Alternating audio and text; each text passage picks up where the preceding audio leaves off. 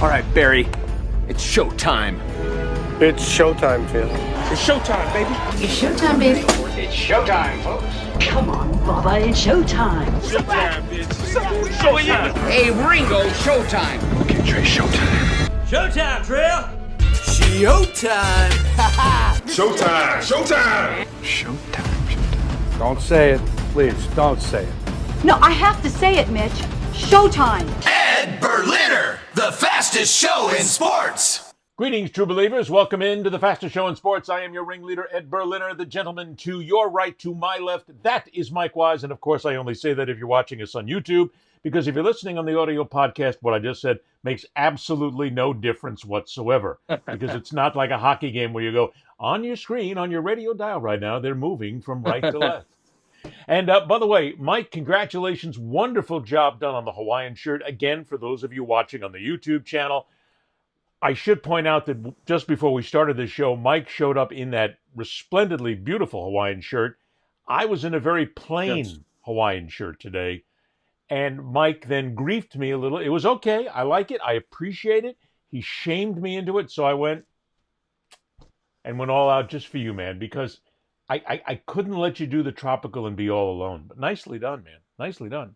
Thank you.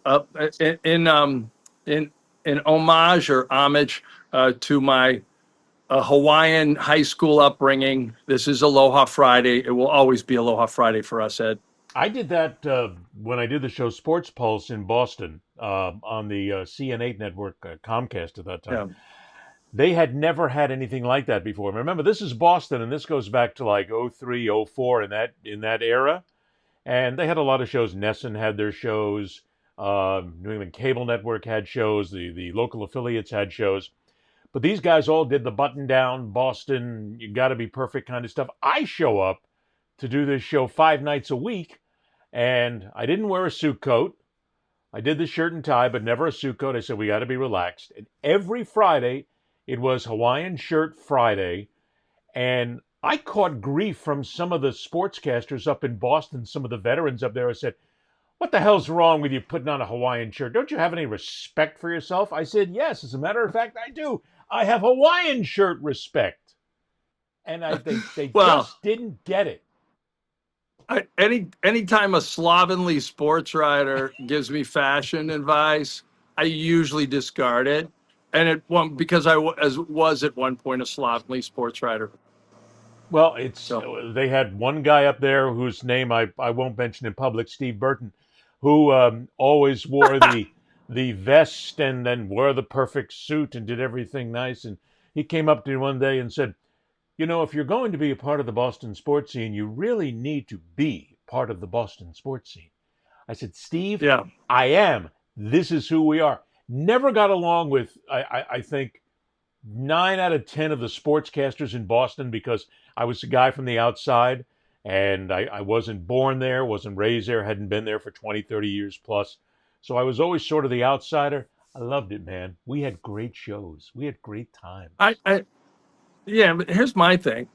If you're part of the Boston sports scene and Belichick shows up, don't you just go with a stained, ripped hoodie?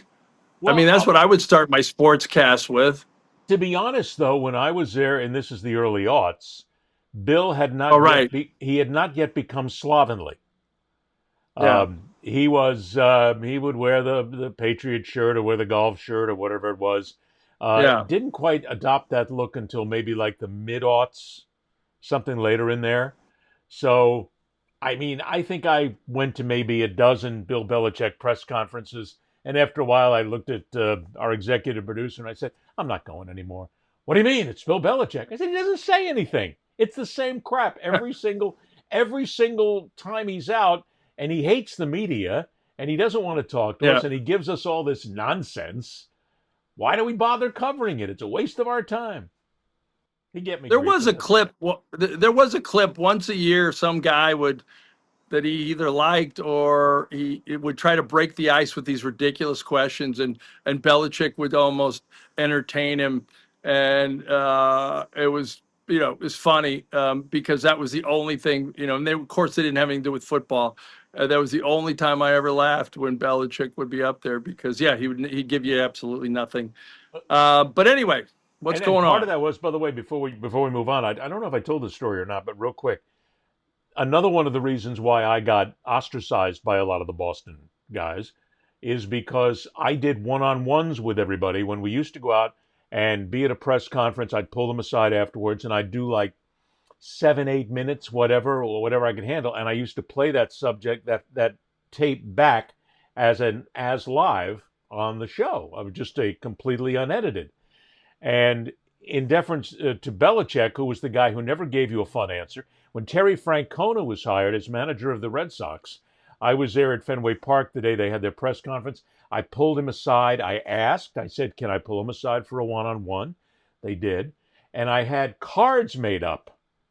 And I said, Terry, you know, of course, that if you're going to be part of New England, you have to know the New England towns and you have to pronounce them properly. And I was giving him flashcards, and on one of them, it was Worcester. And he looked at it. Worcester. And he went, Worcester. I said, nope. I said, that's Worcester. He said, oh, okay. I'll have to get used to that one. And I hit him with a couple of more, but my kicker was I gave him a card that said Siutate. And I said, how about this one? He looked at it, he said, oh, there's no way in hell I'm saying that. I'm not touching that. I said, really? All it is Situate. He said, that doesn't even look like Situate. How do you say that? Situate. He says, nope. Handed the card back. He said, let's move on. Next question. But he was a guy who wanted to have some fun, and he was okay to have fun with, and that's why we had a very good relationship. But anyway, there we go. Any New England town, you could phonetically spell it out, and it would look much different. Like even New Bedford.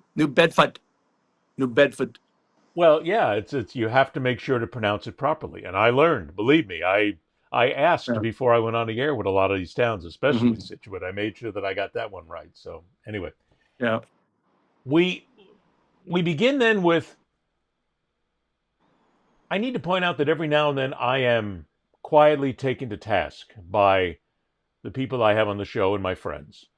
And Mike Wise starts things off here today because on his Facebook page, Mike gave me a little gentle nudge. And he'll say that maybe he didn't, but I think it was a little gentle nudge when he put on his Facebook page, and those of you watching on YouTube, you can see it. If I hear another, I'm not into the NBA, all they do is shoot threes, I'm going to throw up in my mouth. And the next words were, this has been the most scintillating postseason since 2016. He talks about the Pacers and the Knicks, talks about Aaron Nesmith with his threes, but it was that all they do is shoot three and the throw up in the mouth. So, Mike, I'm going to give you the opportunity here if you'd like. Would you like to expectorate into your upper jaw to go ahead and begin the show, or would you like to pass? Well, I don't think there's much more to say. I made my bones covering the NBA for the New York Times. I continue. Well, I've seen it go through a lot of incarnations with different defenses, different offenses. I've seen Steph Curry change the game by shooting from the parking lot. And yeah, I agree with you. They rely too much on statistical analysis and the three-pointer. And yet, God dang, when you see a team come back from 14 points down with 2 minutes and 45 seconds left, a feat that had never been accomplished in 994 games since the detailed play-by-plays that the NBA did back in 97, and now the Knicks become 994-1. I don't know. I thought it was pretty amazing. I was rooting for the Knicks, but I thought it was pretty amazing. But I have to point out here, though, your point is well taken. I did not take umbrage with it whatsoever.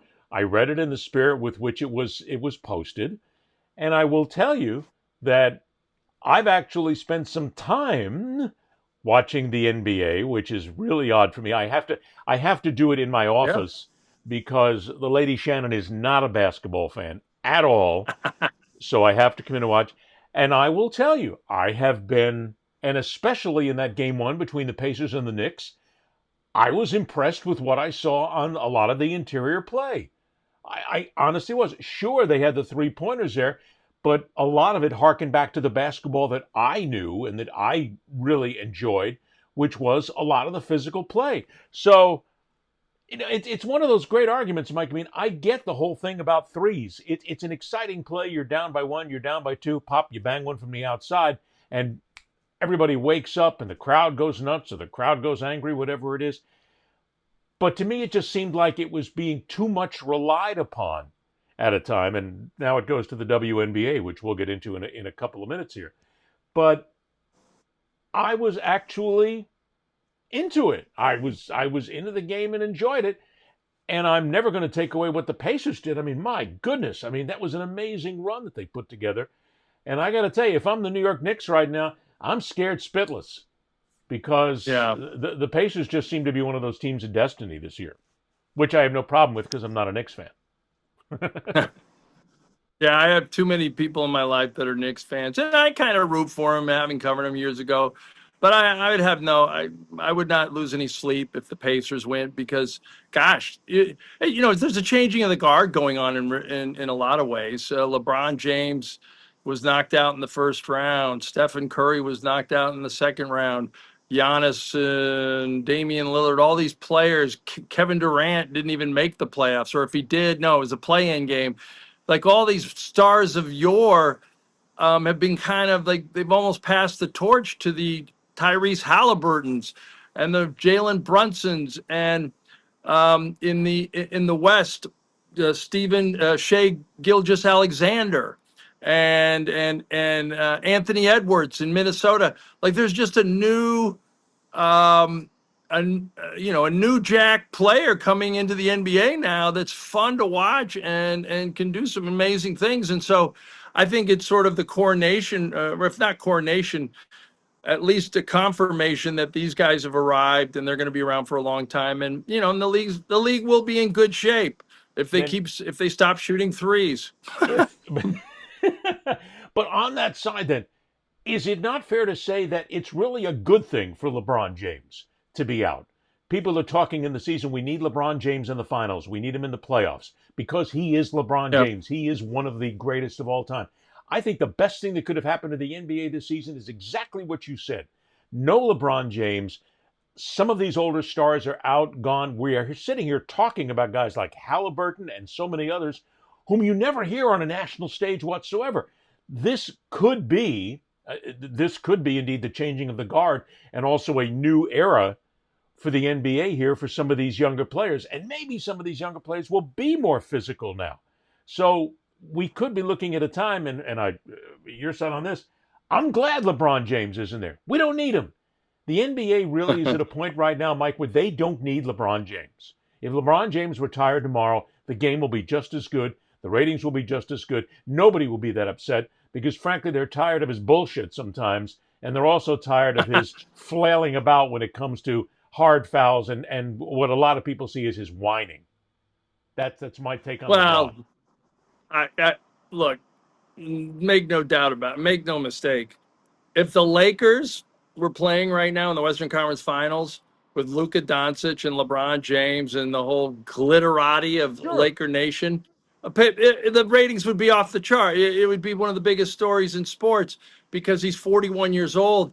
I don't think he's going to play anywhere past next year. I think next year it will be his final year, only because he will have broken not Kareem Abdul-Jabbar's record, Vince Carter's record for consecutive NBA seasons, which would be like, for LeBron, would be like 23 or 24.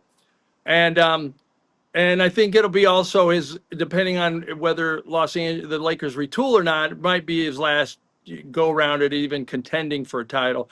But either way, you're right. I mean, it won't be as it's time to move on. Yeah, but it won't be as oh gosh, what do I want to say? It won't be as traumatic for the NBA as it was when Jordan retired the second time in '98. because then you were left with the San Antonio Spurs, who nobody cared about then, and was a really boring team led by a boring player, and didn't become beloved until a few championships in, and the Knicks of Latrell Sprewell and Marcus Camby, and Sprewell was sort of a pariah in many ways because he choked his coach a year earlier, and so the NBA was sort of fighting for ratings for a few years before Shaq and Kobe came along and did some and really changed the thing. But so yeah, I think it is good. I think it's good for the young bloods. I think it's.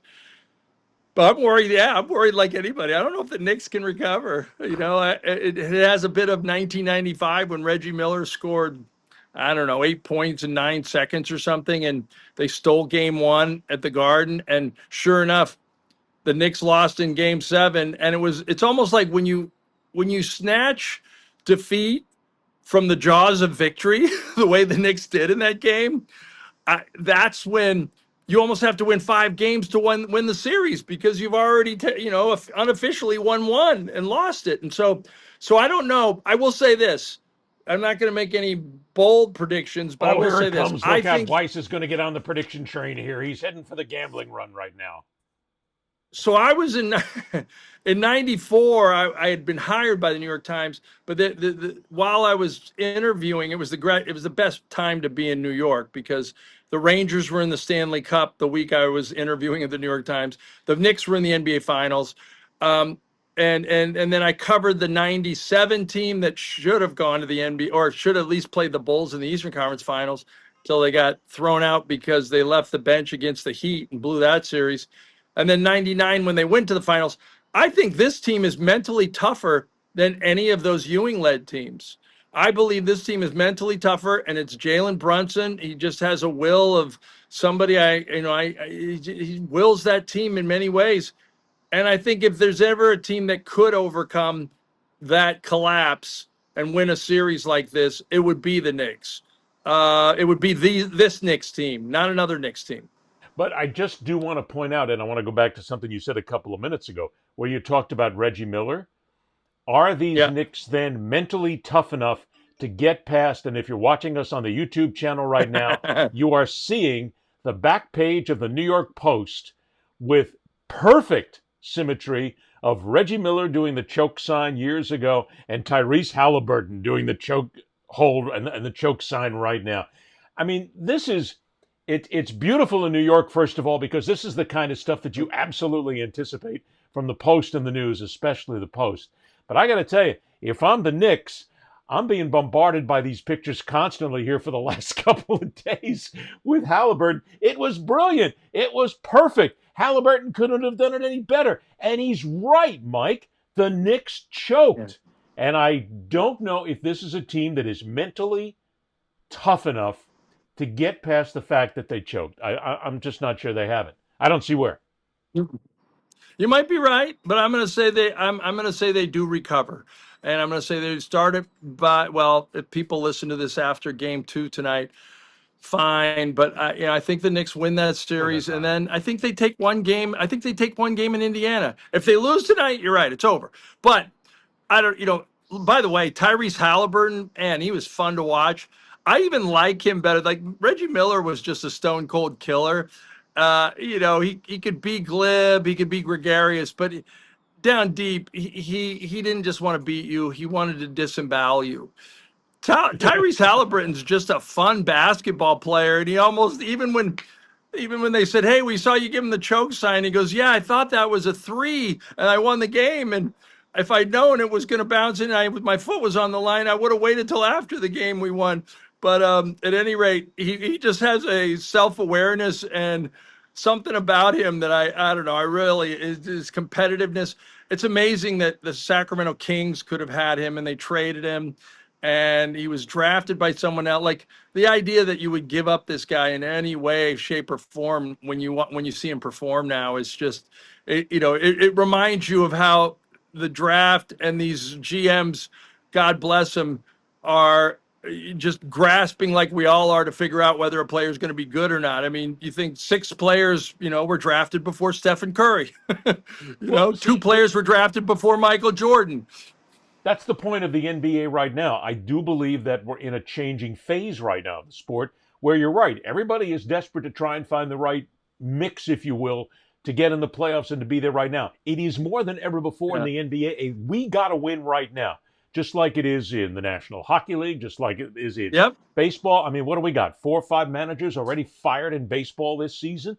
It's the same thing in the NFL as well. Owners aren't willing to spend ridiculous amounts of money. And in the NBA, they spend stupid amounts of money for some of these players to spend them and then not get an immediate return. You got to do it in 2 seasons. So if you don't see it, okay, the mix isn't right. Halliburton may not have been a bad guy, but he just didn't fit with what they wanted to do. They sent him to the Pacers. He fits. And I also think we're looking but they weren't paying him that much money then. And he if you would, but he didn't work. It's the classic thing where if you develop a player, but you're right, it's a different mix. Who knows if he gels with the team? But you see that as a fan and you go, oh my God, we gave up on that guy. We just could have waited for a year for him to mature. Yeah, but wait a minute. You and I have been around long enough to know this, though. Sometimes the mix just doesn't happen. I mean, you can be a very talented player at any sport, but if you don't get along with the coach, the assistant coach, the trainer, the manager, the star player, the backup players, the marketing people, the owner, whatever it is, if that gel doesn't come together perfectly, you got to go. And it used to be a time when they would I feel that way. Seasons. You're right. Now you can't take that responsibility anymore. I'm spending too much money here. We got to win now. So you got to get rid of him, and that's exactly what happened to Halliburton. You got to get rid of him. Well, I feel like, and I feel like you embody that strategy more than anybody, because where's Kevin Winter today? No, he didn't fit with Mike Wise, did he? He was not going to appear with you because he didn't want to hurt you anymore with the gambling side of things, and he didn't want to give you any more bad picks. You got a couple of good ones. He was afraid desperately of giving you a bad pick today. He still has yet to buy a decent Hawaiian shirt. I do think we are working at a different type of NBA that we're moving towards right now. Older players moving out. I tend to think that the younger players coming in right now, and a lot of European influence as well, they're not as rankly stupid as some of the young players have been before when they come into the NBA doing stupid things, doing a lot of the social media idiocy, doing a lot of the nonsense that they have pushed out there. I think they're more focused on the game itself right now and the fun and the money they're making right now to be overly concerned about all the other bullshit out there and anything else. I think the NBA is moving into a much better phase right now. Yeah, I don't know. It's a tough one. Only because you're the NBA expert, man. I'm just the guy sitting out. No, here I just watch hockey. Look, I feel weird. It's a weird position for me. I wrote a story once during the NBA lockout in 1999, and it was about Kenny Anderson and his account. He gave me access to his account, and then I was sort of like, okay, how much does a guy really lose by not playing? And Kenny had a quote that said, like, hey, I might have to give away one of my 7 cars. And it was kind of a throwaway, funny line, but everybody took it as serious. And Kenny looked like the biggest prima donna. It was a big enough story that it went, if you could say something went viral in 99, like there were people at the league office who, even though they knew it swayed the lockout in their favor, that quote and that story, they were upset at me because they felt like I made the young black kid from Queens look dumb and uneducated in that story. And I always felt bad about that because Kenny was anything but. And I think I did a mea culpa later when I went to see he gave out some turkeys over Thanksgiving in Queens and left Rack City. But at any rate, I sort of like, I changed. Did you just kick into my mind here? Really old time growing up in New York, how every time coming into the city, you would pass those ridiculously boring red buildings of Left Rack City. And as a kid, I always used Left Rack City, baby. What the hell is Left Rack City? Oh, it's named after Left Rack. Okay. God, it's a terrible place to live. But anyway, go ahead. But at any rate, so I hate playing into the dumb African-American athlete stereotype. But dumb kids, clearly there's some knuckleheads that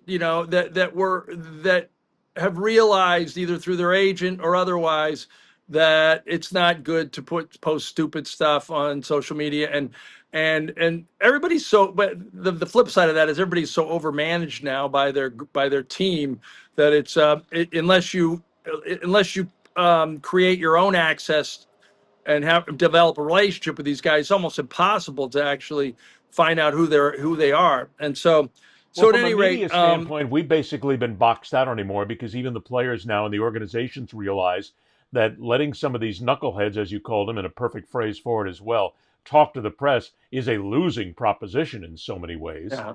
And also with Or regard to the social you get somebody media, that you get somebody who's going to write a favorable story. It goes on and on. But at any rate, yeah, I mean, putting a bow on it, the European player has added a lot to the league. I think the European The player has fact that a added lot of these stability.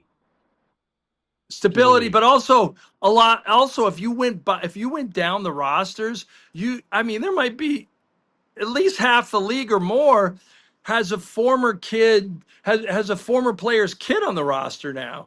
Those kids always, they all came up through the system. What the story that people aren't writing, and that actually I should write at some point if I get off my lazy ass here in Panama, is the thing that was the lifeblood of the NBA was the African American player, the black player from the hood for many years. That player coming out of the made the NBA. Whoever that player was, that player made the NBA. That player now Not anymore. cannot afford a personal trainer in the offseason, or is not, if he doesn't get hooked up with the right AAU team and he's not sort of in this circle of talent. Oh my God, those kids are getting priced out of the NBA, a lot of them. Even with a lot of the guidance that they're getting these days, I think these players from a younger age who want to become NBA players at the AAU level and at the college level, I think they're understanding what the landscape is these days. They're watching it. They've been watching the knuckleheads, the idiots, and the morons make these ridiculous mistakes on social media, do these stupid things when it comes down to physical assaults, sexual assaults, verbal assaults, whatever it is. And I think they're smarter now. They're understanding that, look, it's a game. I'm getting paid millions of dollars. Shut the mouth and just play the game. Hey, don't do anything stupid on social media because I can be exposed and I lose everything. And I think they've got the management on top of them now. They've got the team on top of them now, protecting their investment. And I think that makes for a better player, a player who is more focused on the game itself than all the bullshit that goes on the other side of the court. Sure. I'll buy into that. Makes it easy. Reminder again that if you want to go ahead and if you're watching us on YouTube, don't forget you can get us. This is our break for the moment, Mike, where we can move on. See, this is the promotional. Go right ahead. Because I had a couple of people tell me we listen on the podcast, but we don't hear you promote enough of what goes on. So anyway, if you're watching on YouTube or if you want to watch us on the video, go to @thefastestshow in sports. Subscribe to the channel.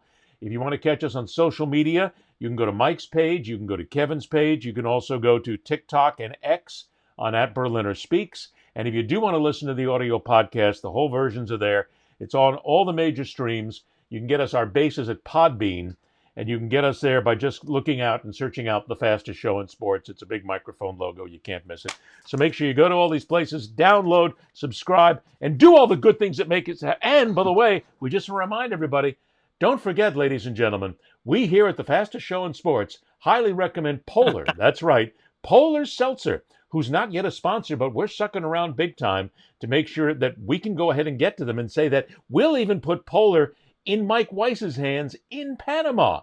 That's one good thing, too. I drink it all the time, and for this as well, it's based in Massachusetts, in Worcester. So, I mean... Worcester. It's all possible. So, sort of the people at Polar, we're waiting. Come on and join the team. Yeah, and we want to thank our sponsors from Monster Truck. We didn't see that coming. Very nice. We also have another sponsor today, Ed. I haven't told you about it yet. Rug Doctor, steaming mad and dirt, carpet cleaning disaster. Rug Doctor, buy it now. All right, Rug Doctor on board. Who knew?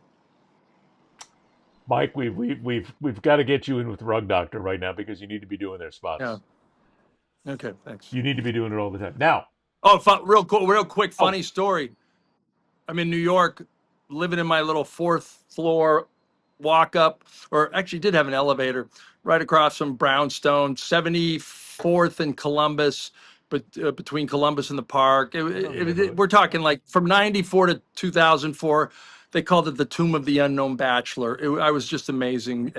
And basically, I'm in the elevator once, and this guy's in there, and he goes, "Hey, how you doing? My name's Paul." And I'm like, "Paul, what do you do?" "I'm an actor." Gray hair, glasses, good looking guy. I'm like, "Yeah, that's great. What have you been in?" "Not a whole lot lately." And I go, "But you know what? You sound like the guy from Castrol GTX." And he goes, "You mean this? Castrol GTX." "Oh my God, it was him." I go, "It was you." And he goes, "Yeah, did you hear the commercial? I got paid this week, that means." Exactly right. Hey, look, I got to tell you, one of the great things about being an actor, and I'm a member of Screen Actors Guild, been in a lot of stuff over the years. One of the fun things is when that residual check shows up completely out of nowhere. And you're going, "Oh, look at that. I got more money." However, I'm at the stage of an actor in a lot of the stuff I've been in where my residual checks are not Tom Cruise residual checks. They come in at like No. $2.77. All right, real quick trivia. Give me the biggest production you were ever in, like people would know it. The Game Plan. And I'll give you my two. The Game Plan with The Rock. Oh, okay. Absolutely. All right, that's a good one. I got a two extra roles, not speaking, when I was in college. One when I was in high school, actually. Well, right after college. Magnum PI in the 80s. I had Cool. 2 days on the set with Thomas Magnum. You could barely see me when he crashes his car into this Alawai Canal, and I run over to see what's going on. And then the other one was a movie you'll never hear or remember, Wisdom, with Emilio Estevez and Demi Moore. I was a cop, dressed up as a cop while they robbed. So the plot was awful. Emilio Estevez wrote, starred, and directed in it. Oh, He that's was why it was awful. well, and Demi Moore and him were going out at the time. This was pre Bruce Willis. They were making out on the set. I was like, wow.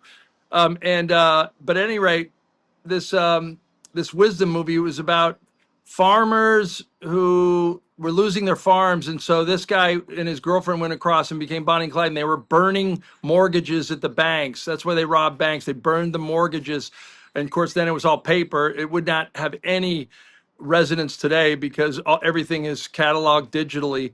But and then it was an awful movie. Actually, I don't even know why I was in it. Oh, I remember. I ran an ad for role though, right? No, I didn't get a residual. Okay, then you don't I got get residuals. $85 for the Magnum PI thing. Pretty It much. was, it wasn't good. That's what most people need to realize. You only get a residual if you speak. That's why a lot of these actors, they'll keep you don't say one word, and you got to get paid by Screen Actors Guild. Yeah. So luckily I had that in there. Last week, Kevin and I were talking about Caitlin Clark and Angel Reese. And we put up a couple of bits on YouTube and on the podcast side as well that got a tremendous amount of interest on specifically TikTok and X when we were talking about the hate speech that the WNBA is investigating that is aimed at Angel Reese and Caitlin Clark after their recent tussle on the court. And I wanted to make sure that for those of you watching, but for even those of you listening, I'll go ahead and read it.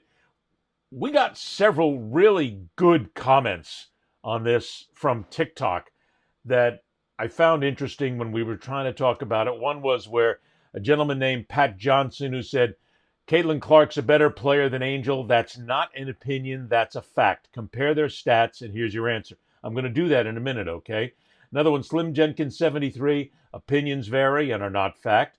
Billy Clark 474. And by the way, all these come from TikTok.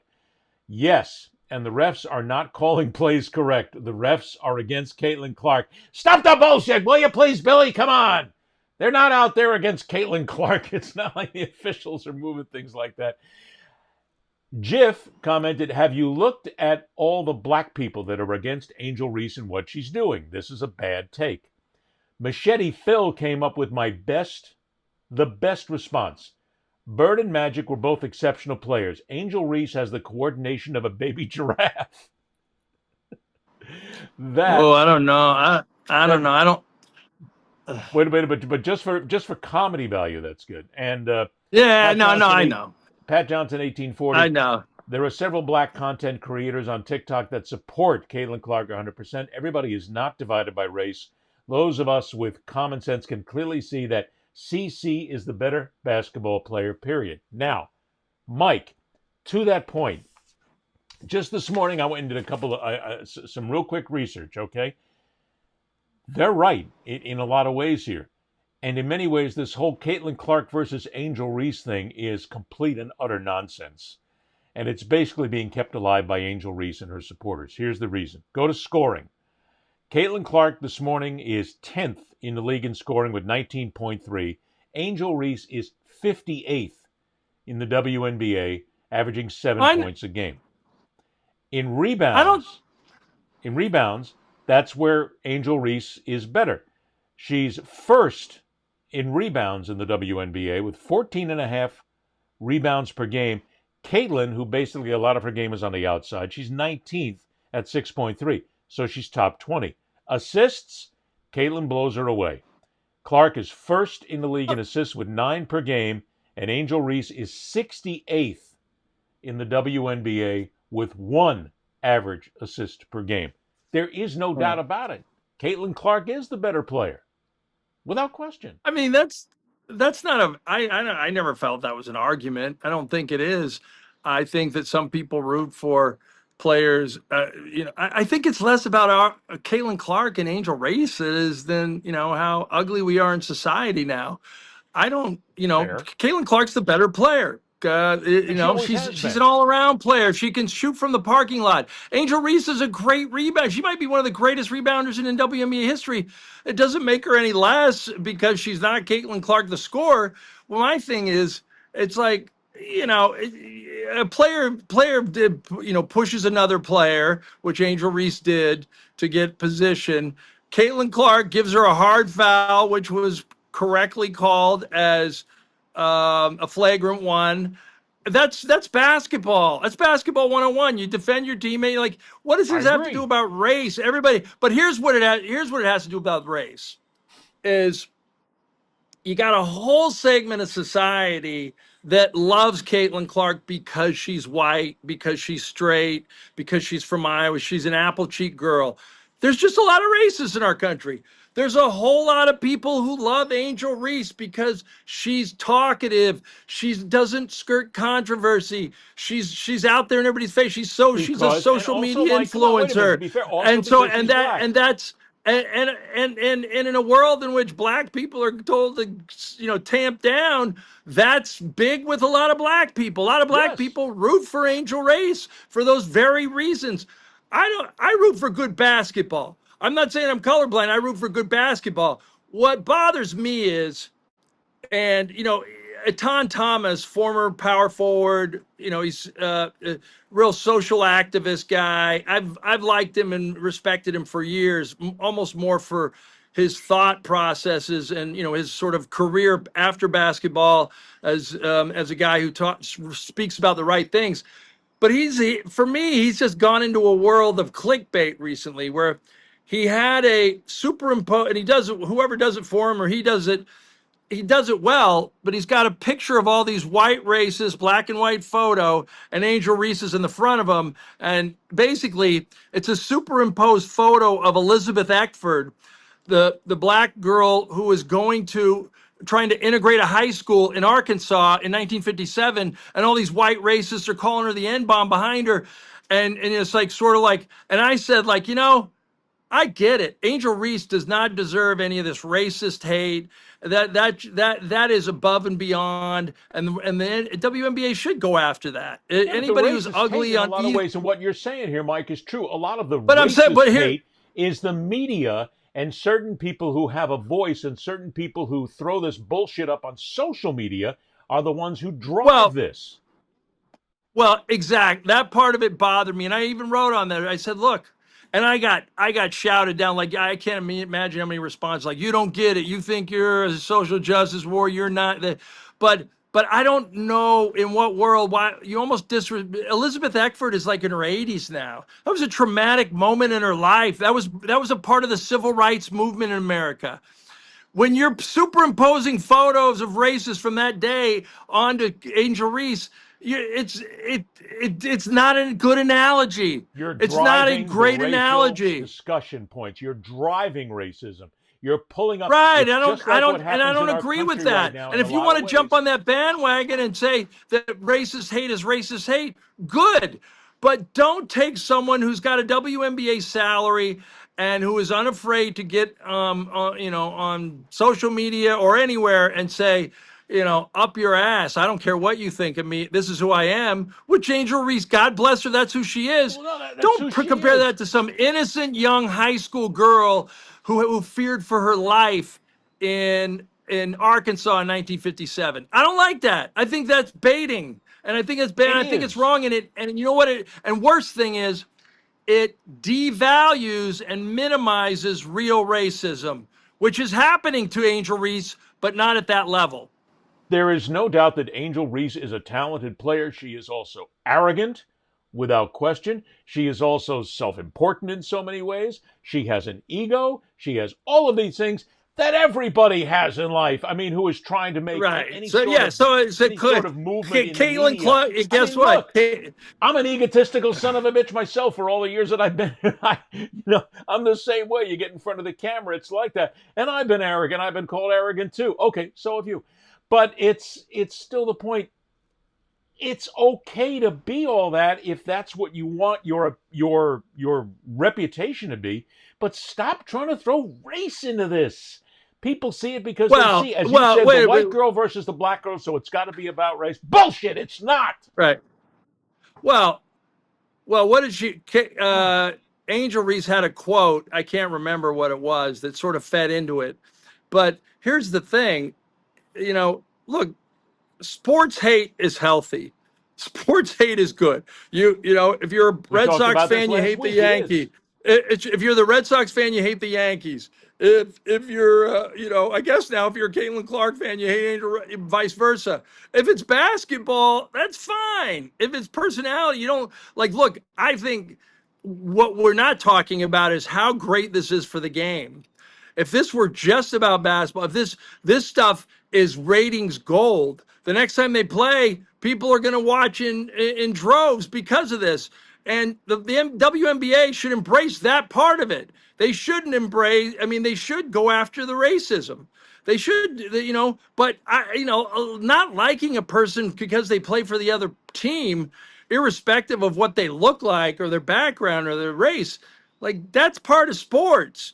It's when fans go too far, and we can't deny that it's not just the media and my friend like Tom Thomas stoking the flames.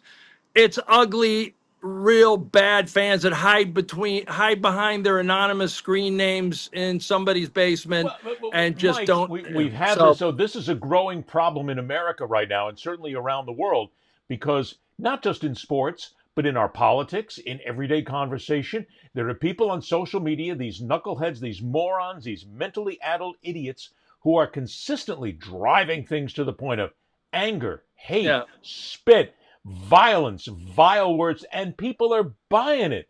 That's what I've said a million times. Stop buying into the nonsense of these people. They are all just doing it to get a reaction. They're doing it to get clickbait. They're doing it to make money. They're doing it to be famous in their own way, whatever you want to say about it. But it's useless. I wish that if something like this comes up and you're a member of a respectable media, look, we're knocking it around right now because it's become an issue. But this whole thing it's what I call contrived controversy, Mike.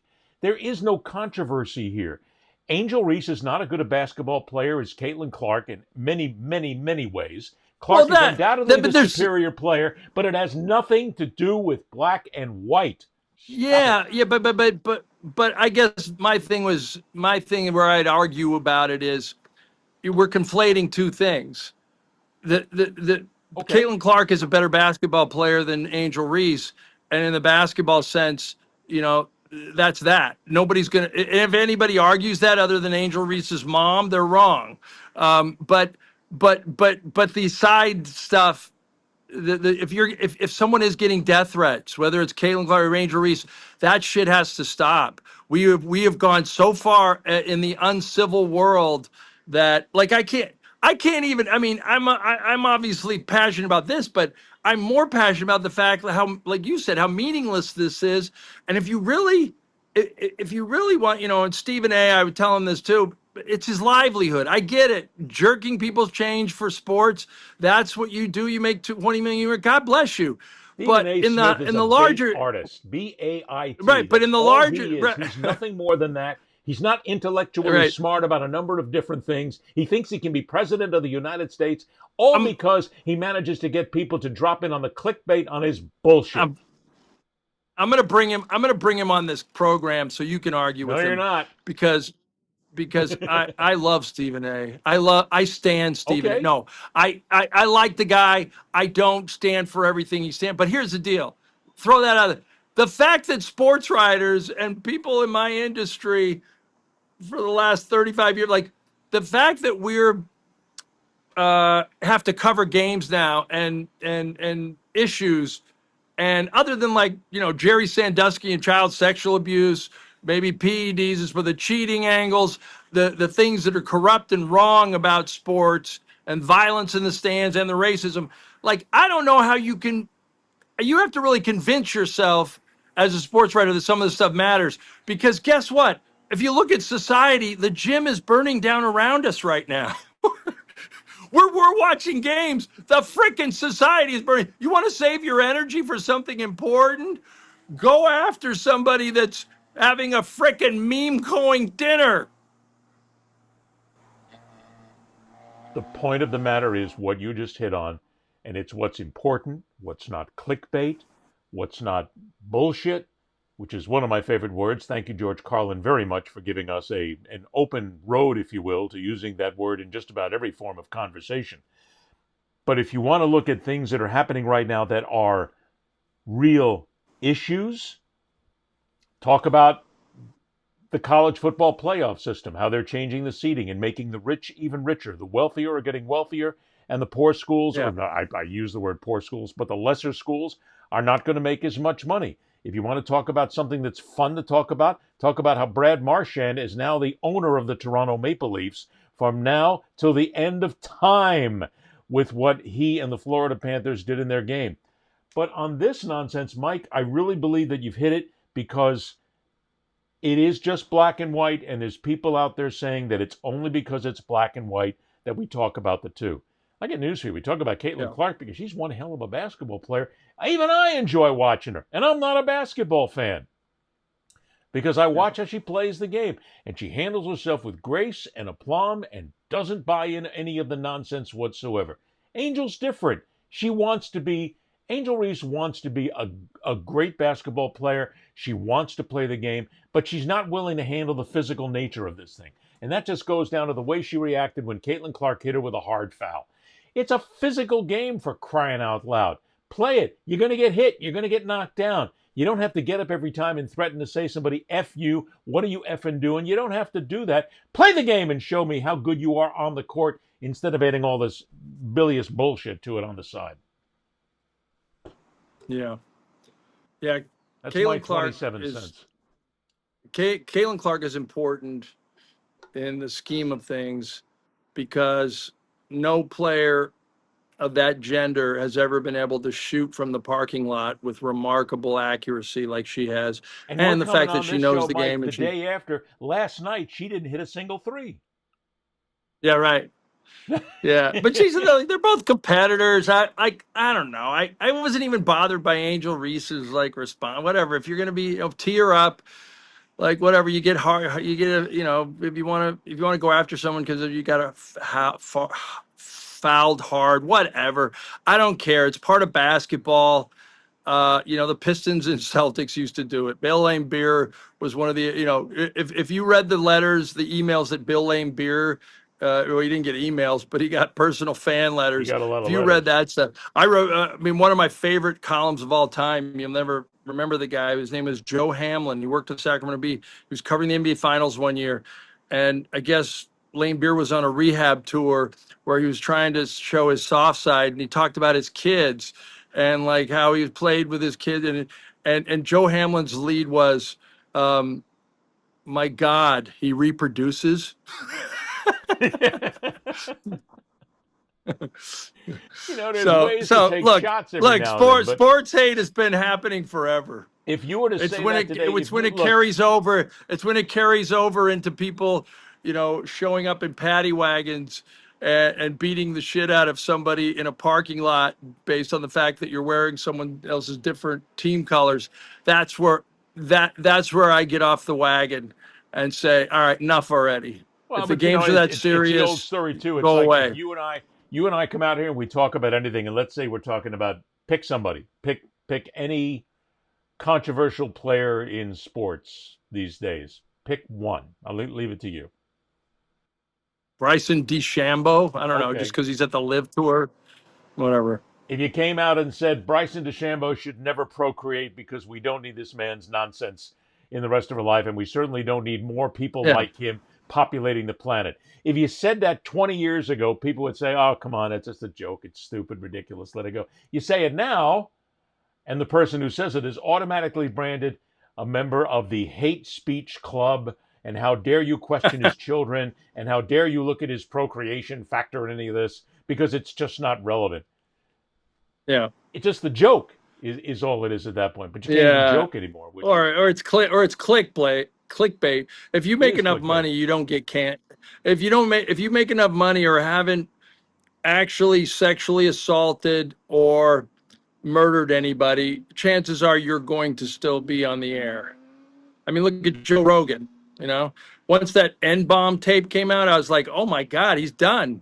No, no, no. He's got a good deal with Spotify. He listens. Too many people listen to him. He can be racist and say that he was appalled by what he said and all the times he said the N word, and in a way that wasn't Nigga affection. It was Nigger in ugly racist plantation owner terms. It doesn't matter. You don't get canceled if you make enough money and you do things well. Which is unfortunate the way things. But I agree with you. There is no such thing as Yeah. being branded now forever and you're out of a job, because you can Yeah. go on a recovery tour and go ahead and Unless apologize. unless you're Kevin Spacey, which God bless America. No Kevin one's Spacey's hiring him. actually in another movie now. I hear he's gotten some kind of a big movie. He's coming back. He's coming back. That's We'll off. make it- That's the word. That's the worst news I've heard all day. What? That Kevin Spacey's Guys, got another role? yeah, he's the worst human being. Have you seen that Spacey doc? It's like the Leaving Neverland doc. You can't unsee it. I have not. You seen know the what Spacey happened to doc. these kids. You know what happened to these kids and what he did to them. And these kids in the London theater. Some of them were over 20. But just awful, awful stuff. And you just go, oh my God, this sick bastard. He's Weinstein. He's Cosby. He's all these guys. And if he gets work again, it's a freaking shame. See, the one that I always go back to is it's the Michael Jackson issue. I mean, when I was younger, of course, Jackson was in his heyday, the Thriller album, and so many other things. Michael Jackson was brilliant. Quincy Jones was brilliant producing him and making incredible music. But at this point, I have no Michael Jackson on my iPod. I've chunked all my CDs. I've gotten rid of them because once you watch the whole documentary series about Neverland, and any of them and any of the reports coming out of that, you go, this guy was a child molester. He liked hanging around little Yeah. boys. And I'm still going to go ahead and listen to his music. Somebody came up to me recently and said, well, you spent all the money on it. He already made the money. His estate's got all the money. What are you getting so upset about now? I said, the mere point of the fact is, when a Michael Jackson tune comes on, and I got to turn it off, because the first thing I think about was, you were in bed with little boys. Yeah, I have. The first thing that comes to mind. The funny thing is because Michael Jackson was such a big part of my childhood, like in a weird way, I just watched him all the time when things were going bad. My parents got divorced. He was like such a constant presence in my life. I can listen to stuff before he was really an adult, like after Thriller and when the allegations stop, I can't listen to any of that. No, I can't. Anything pre, I guess, but and it's another show. But how much does the singer have to be unattractive to you as a person for you to still like the song? I think it's a good topic down the road. Well, it's worth talking about, and also Kevin and I talked about this last week. There's a correlation to be made here with Pete Rose. We went into great depth about Pete Rose, And every time, and you brought this up too on social media, and I also had heard about this for years, and I Yeah. knew the stories very well. Every time I hear the words Pete Rose, I don't think about a guy who bet on baseball. I think about the guy who crossed state lines as a married man in his 30s and was having sex with an underage female, which he claims, I didn't know she wasn't 16. I don't care, Pete. That, that's not She an was actually excuse. fit. She was actually She was 15. actually He 15. loves to say that she was 16 because that was the age of consent. Correct. But that even dismisses all the stories that he brought girls as young as 12 to the Cincinnati Reds clubhouse during spring training back in the day. This is a pedophile. This is not a guy that robbed the cradle or had sex with somebody. This is a pedophile. This has anything to do with his gambling. Well, see, Like that's the just fact it. that And I Rob got, Manfred let that guy in the Hall of Fame. I mean, Hall of Fames are shams anyway. There's so many bad people in there, but oh, we but could there do a whole should show be on some Hall of things that Fames one day and the nonsense there that's should there. be some things that disqualify you from any kind of recognition. And stealing a kid's soul, child molestation, and especially when an adult survivor of sexual abuse comes forward and they're pretty clear about what happened and they have no financial incentive to do so. They just ruin their own life because they've outed a hero to a lot of people. Like once multiple accusations come out, just freaking believe the person.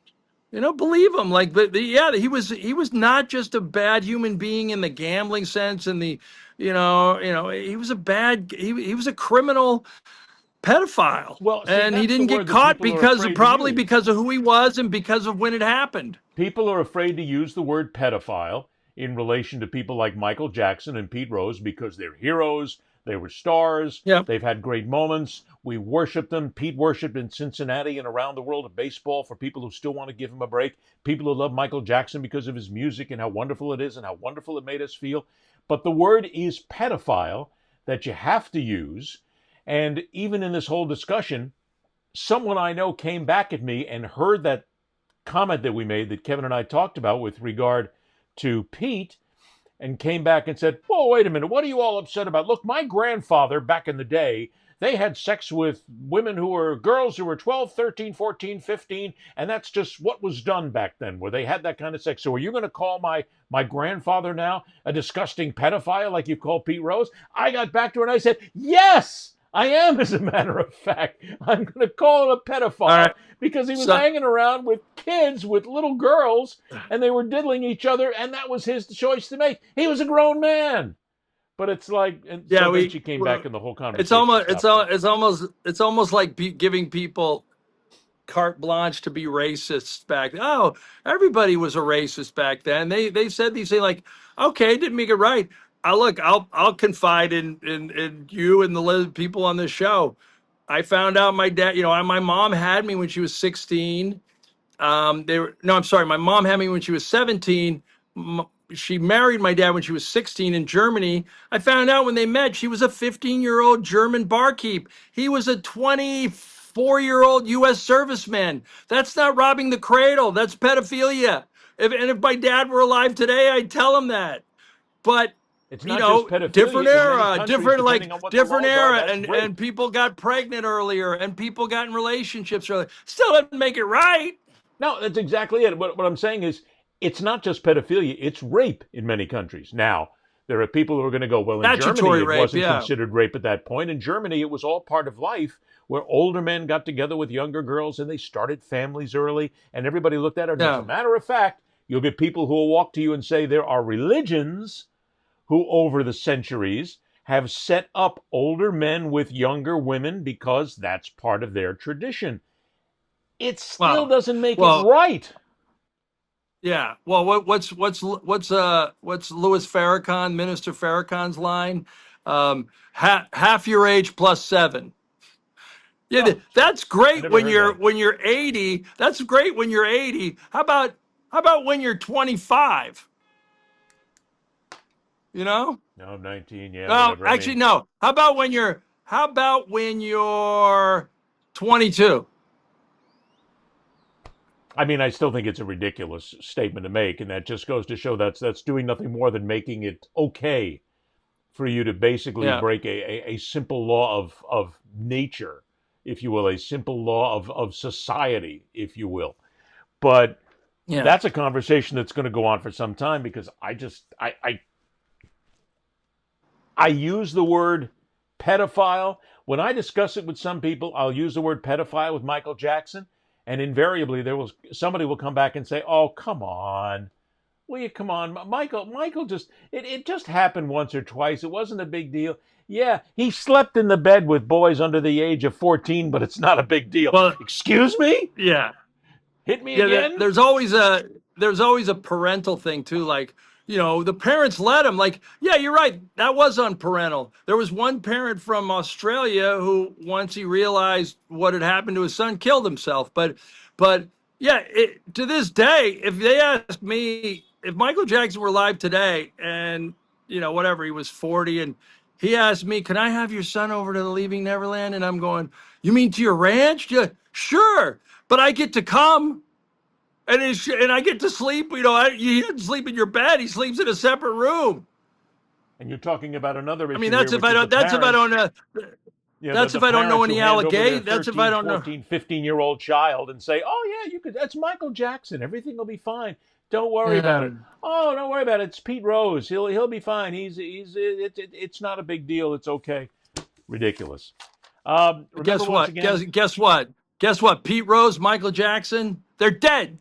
They're kicking up daisies, okay? They're fucking dead, you people. Don't give us grief about them. And if his family wants to come after me, I will smack Jackie across the face.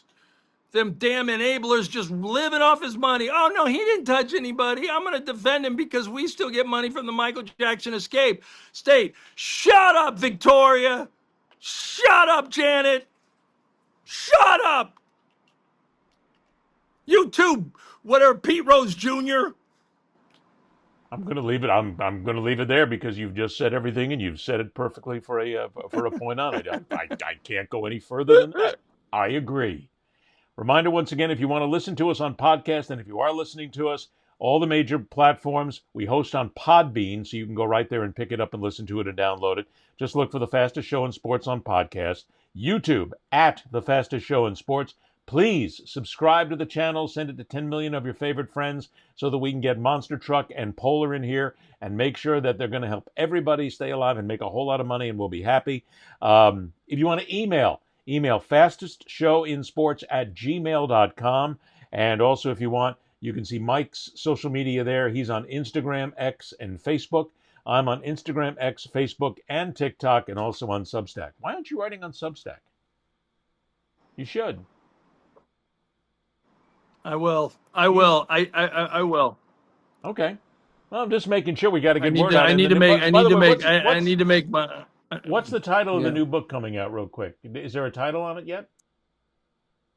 I came up with one, but I don't know if the publishing house will actually take it. Okay. But it's called Provenance. Provenance, like where something comes from. Provenance, the life and legend of Billy Mills, the 10,000 meter runner in Tokyo, last Native American to win a gold medal. It's going to be a good biography. I don't know if it'll sell like Seabiscuit, but it's going to be a good biography. Okay. Well, just keep us posted on it so we can let everybody know. All right. Kevin Winter will hopefully be back off assignment one of these days, and maybe he'll give Mike some more gambling tips, which will be absolutely perfect. He's Mike Wise. I'm Ed Berliner. Thanks so much for joining us, everybody, right here on The Fastest Show in Sports. Until next time, rock on, true believers. See ya! That's all, folks.